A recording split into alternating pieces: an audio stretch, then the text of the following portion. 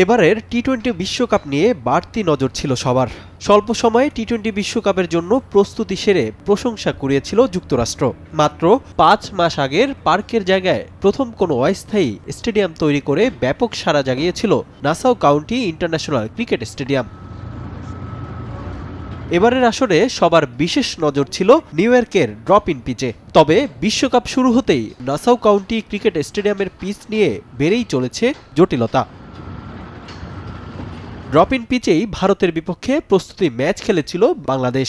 সেই ম্যাচে তুলনামূলক রান কম আসলেও মূল পর্বের শুরুর ম্যাচ থেকেই ভয়ঙ্কর রূপ নিয়েছে ড্রপ ইন পিচ।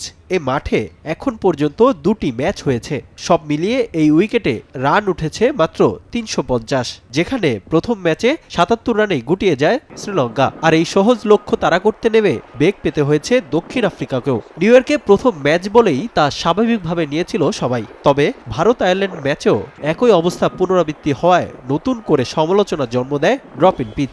এ উইকেটকে বিপজ্জনক বলেও আখ্যায়িত করেছেন অনেক সাবেক ক্রিকেটার। শুধু উইকেট নয়, মন্থর আউটফিল্ড নিয়েও হয়েছে সমালোচনা।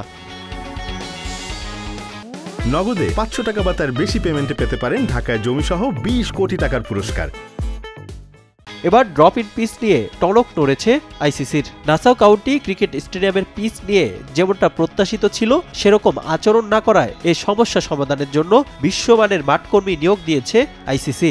আপাতত এখান থেকে ম্যাচ সরিয়ে নেওয়ার কোনো সুযোগ না থাকায় এখন পর্যন্ত ব্যবহার হয়নি এমন পিচ ব্যবহার করা হবে পরবর্তী ম্যাচগুলোতে। নিউ ইয়র্কে ৯ জুন ভারত পাকিস্তান ম্যাচের পরদিন একই মাঠে দক্ষিণ আফ্রিকার বিপক্ষে মাঠে নামবে বাংলাদেশ। রিফাতুল ইসলাম মিরন, সময় সংবাদ।